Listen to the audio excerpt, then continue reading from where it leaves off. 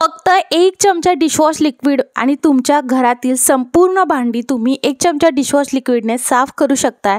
नमस्कार मंडळी, मी प्राजक्ता तुम्हा सर्वांचं खूप खूप स्वागत करत आहे आणखी एका नवीन व्हिडिओमध्ये। कोणताही उशीर न करता आजच्या व्हिडिओला सुरुवात करूयात। ॲल्युमिनियम, स्टील, कॉपर, ब्रास कोणत्याही प्रकारची भांडी असली आणि लोखंडाची जरी असली तरी सुद्धा तुम्ही फक्त या सोल्युशनने ती भांडी साफ करू शकताय। इकडे मी बकेट भरून, अगदी लहानशी बकेट होती तेवढं भरून मी इकडे गरम पाणी घेतलेलं आहे। तुम्हाला हे सोल्युशन कितपत बनवायचं आहे त्यानुसार तुम्हाला हे पाण्याचं प्रोपोर्शन घ्यायचं आहे। तुम्हाला साफसफाई करायची आहे, घरातील संपूर्ण भांडी घासायची आहे, तेव्हा एक वेळ तुम्ही हे सोल्युशन नक्की आवर्जून करून बघा। आपल्याकडे एखादं दोन ना सुकलेलं किंवा मग सडलेलं लिंबू हे असतं, सो त्याचा सुद्धा ॲडिशनली तुम्ही वापर करू शकताय।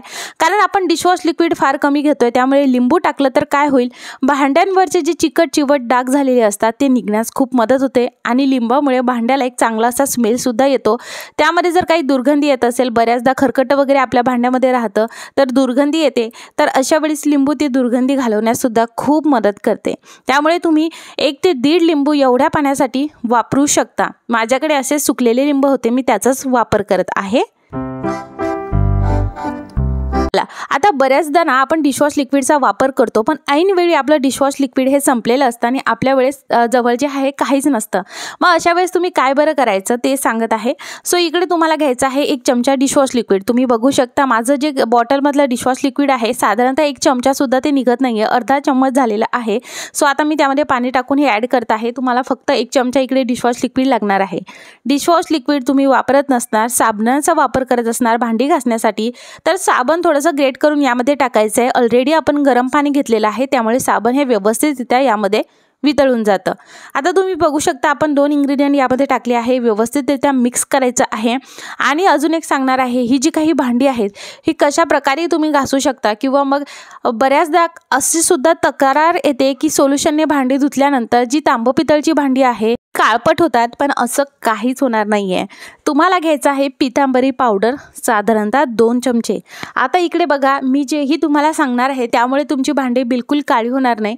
आणि बऱ्याच जणांचं असं असतं की तुम्ही जे लिंबू सत्व ज्यालाच आपण सिट्रिक ॲसिड म्हणतो, तर त्यामुळे भांड्याला जे आहे ते अगदी छिद्र वगैरे पडतात। मला असा अनुभव खरंच आलेला नाहीये, पण मी तुमचं ऐकलं आहे। आणि अशा वेळेस सिट्रिक ॲसिड न वापरता तुम्ही किती छान पद्धतीने भांडे हे साफ करू शकता तेच मी तुम्हाला आज या व्हिडिओमध्ये सांगणार आहे। सिट्रिक ॲसिडचा वापर करून सुद्धा तुम्ही कसं क्लीन करू शकता तेही मी या व्हिडिओच्या शेवटी तुम्हाला सांगणार आहे। आपण फक्त यामध्ये 3 इन्ग्रेडियंट घातलेले आहेत, आपल्याला मिक्स करायचं आहे। आता हे लिंबाची साल जी आहे ती काढून टाकली तरी चालेल। आपल्याला जेव्हाही हे वापरायचं आहे तेव्हा हे सोल्युशन कोमटसर असतानाच वापरायचं आहे, थंड होऊ देऊ नका। स्पेशली जर तुम्ही तांब पितळची भांडी घासत असणार तर गरम पाण्याचाच वापर करायचा आहे, म्हणजे कोमटसर हे सोल्युशन असलं तेव्हाच आपल्याला हे वापरायचं आहे। आणि जर स्टील, ॲल्युमिनियम असेल आणि खूप काळपट झालं असेल तर ॲल्युमिनियमसाठी स्पेशली गरम असणं गरजेचं आहे। बाकीसाठी मग जी रुटीनची तुमची भांडी आहेत, जास्त घाण झालेली नाही, त्यासाठी तुम्ही रूम टेम्परेचरवरती हे सोल्युशन आलं तरीही चालेल। आता यामध्ये आपण पितांबरी पावडर ही अगदी 2 चमचे घातलेली आहे आणि लिंबू सुद्धा अर्धच घातलेला आहे। त्यामुळे तुम्ही बघणार आपण यामध्ये बुडवलं तर लगेच असा रिझल्ट येणार नाही, पण साफ मात्र नक्की होईल।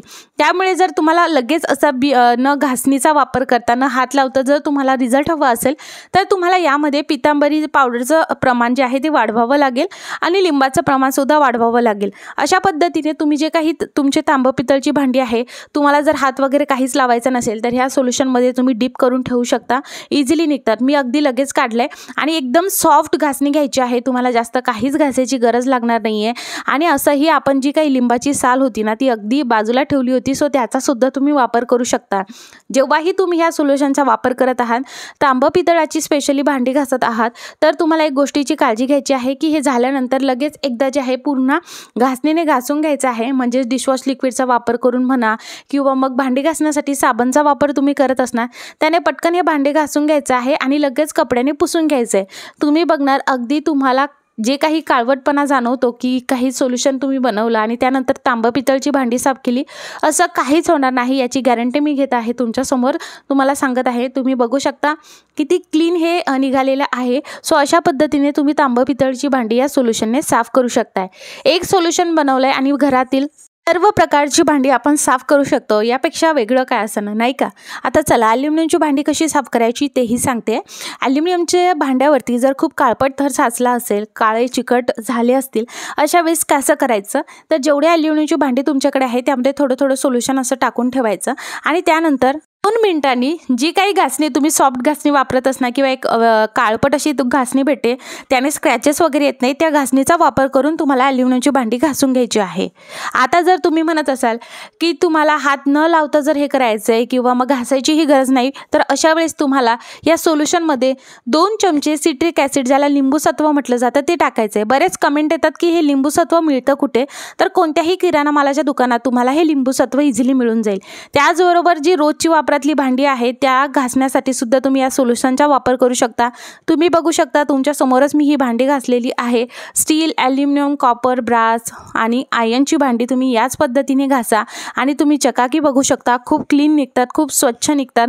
आणि अजून छान असा रिझल्ट येण्यासाठी तुम्ही त्यामध्ये लिंबूसत्व आणि बेकिंग सोडा ॲड केला तर बघायचंच काम नाही. ह्या सोल्युशन मी तुमच्यासमोर दाखवते आहे की मी लोखंडाचा जो काही माझ्याकडे तवा होता तो सुद्धा साफ करून घेते आहे. व्हिडिओ फेसबुकवर बघत असणार तर लाईक करा आणि फॉलो करा. अशा पद्धतीने आपली बघा सर्व प्रकारची भांडी साफ झाली आहे. मला आता तुम्हाला सिट्रिक ॲसिड जर आपण यामध्ये टाकलं तर कशा पद्धतीने याचा रिझल्ट येतो ते सुद्धा तुम्हाला दाखवत आहे.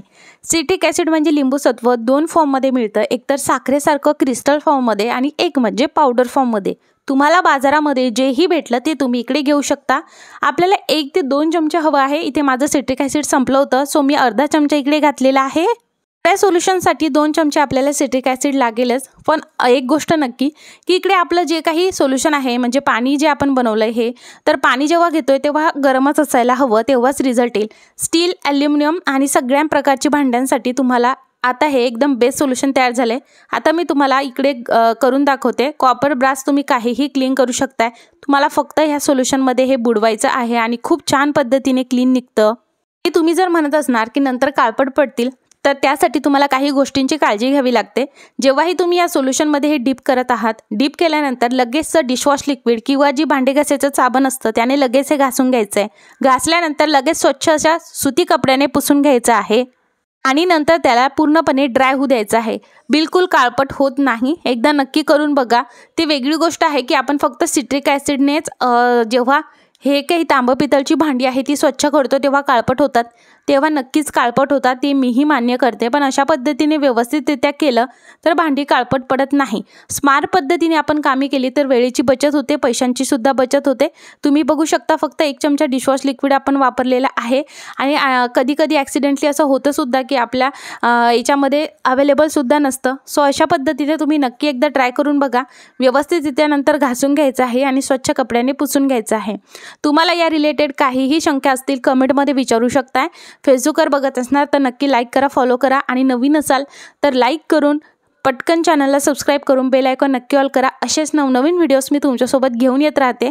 आणि हा व्हिडिओ जर तुम्हाला आवडला तर तुम्ही एकदा जे आहे हा व्हिडिओ तुमच्या फ्रेंड्स आणि फॅमिलीला नक्की शेअर करा, जेणेकरून त्यांनासुद्धा हेल्प होईल. आणि अशा पद्धतीने स्वच्छ पाण्याने 2 ते 3 वेळेस आपल्याला धुवून घ्यायचं आहे आणि आपल्या घरातील सर्व प्रकारची भांडी ही याच पद्धतीने साफ होतात. आय होप तुम्हाला हा व्हिडिओ खूप आवडला असणार आणि तुम्ही नक्कीच सबस्क्राईब केला असणार. मग मंडळी, भेटूयात पुढच्या व्हिडिओमध्ये. तुम्ही हा व्हिडिओ बघितल्याबद्दल खूप खूप आभार.